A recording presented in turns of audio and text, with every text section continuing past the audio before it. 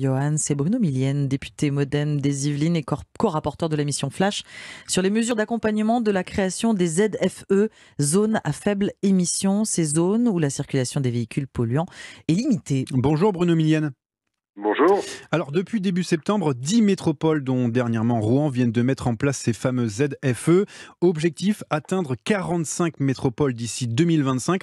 En quoi cela consiste concrètement ? Concrètement, cela consiste à faire baisser la pollution de l'air. Là, on ne parle pas que de gaz à effet de serre. Il faut aussi travailler sur les NOx et sur les particules fines. Et donc, l'idée, c'est de faire baisser dans les métropoles la pollution de l'air. C'est une mesure de salubrité publique, de santé publique.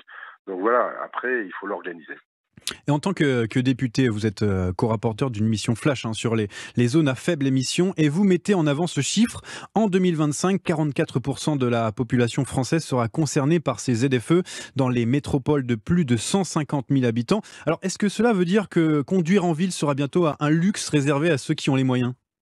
Alors, c'est bien le problème, parce qu'on s'est aperçu lors de cette mission que intra-ZFE, finalement, vous n'avez pas de problème. En général, il y a des transports en commun et vous pouvez effectivement vous passer assez facilement de votre voiture. Mais toutes les personnes qui sont en périphérie des métropoles et qui doivent rejoindre la ZFE pour leur travail ou pour aller chez le médecin, enfin, pour simplement traverser la ZFE, elles risquent d'être en difficulté. Donc c'est pour ça qu'on a voulu faire cette mission avec Gérard Le Seul, de manière à faire une photographie assez exacte de ce qui, au tenté où on est, et puis d'amener des solutions pour que ce soit à la fois socialement et économiquement acceptable. Vous pointez aussi du doigt une autre conséquence sociale de cette mesure, car 38% des ménages les plus pauvres ont un véhicule classé critère 4 ou 5, c'est-à-dire les plus polluants. Le reste à charge pour l'achat d'un véhicule propre est bien trop élevé. Comment faire en sorte qu'ils puissent continuer à se rendre dans ces métropoles ? Eh bien là, il faut changer un petit peu la cible des aides. D'abord, il y a tout un fatras d'aides où personne s'y retrouve. Il faut un guichet unique absolument, parce que d'un département à l'autre, d'une région à l'autre, on n'y comprend rien aux aides. Donc il faut vraiment qu'on mette ça en place pour que les gens soient informés. Et puis il faut aller vers des solutions beaucoup plus simples, genre PTZ, prêt à taux zéro, mais garanti par l'État, ou la fameuse LOA dont a parlé le président Macron. Mais il faut vraiment que tous les loyers soient lissés et que ça ne dépasse pas 100 € du premier au dernier loyer. Et puis développer le rétrofit, mettre aussi une prime à l'achat pour les primo-accédants. On n'en a pas pour l'instant. Ces ZFE restent mal connus, vous l'avez dit, du grand public. En 2021, RIS Interactive indique que 60% des sondés ignorent ce que c'est. Il y a vraiment un défaut de communication et de visibilité, selon vous ? Ah oui, il y a un défaut de communication énorme qui est dû à la fois aux collectivités territoriales, qui n'informent pas sur une durée assez longue. Et puis je pense que là, maintenant, il faut qu'on travaille avec les collectivités pour avoir une campagne nationale et bien expliquer aux gens ce que c'est. Ce n'est pas, parce que quand les gens savent, ils confondent en plus. Je vous ai parlé de gaz à effet de serre. Ce n'est pas une lutte contre les gaz à effet de serre, c'est vraiment une lutte contre la pollution de l'air qui est responsable de plus de 40 000 décès par an. Donc c'est vraiment une question de santé publique.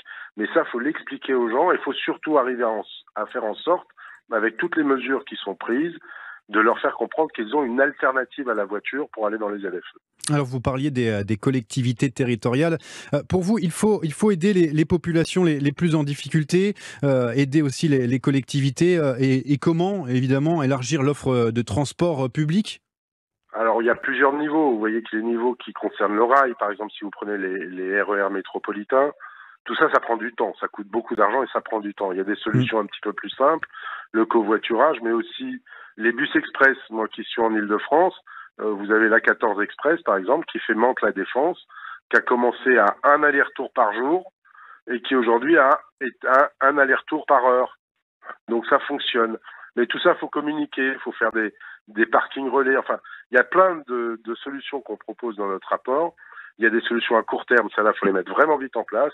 Et puis les autres, à plus long terme, effectivement, vous n'avez pas le choix parce que ça demande des infrastructures importantes. Il y a aussi des disparités, parce que vous parliez de ces transports, mais d'une agglomération à une autre, ce n'est pas la même chose.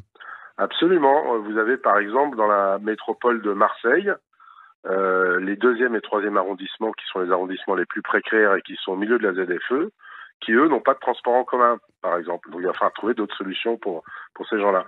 Mais c'est pour ça aussi qu'on veut mettre en place un comité national de suivi des ZFE, de manière à ce que les bonnes pratiques soient partagées entre tous et peut-être créer quand même une espèce d'harmonisation entre les différentes ZFE, parce que des fois ça peut poser problème quand vous êtes dans un rayon où les ZFE sont assez proches les unes des autres, avec des interdictions différentes.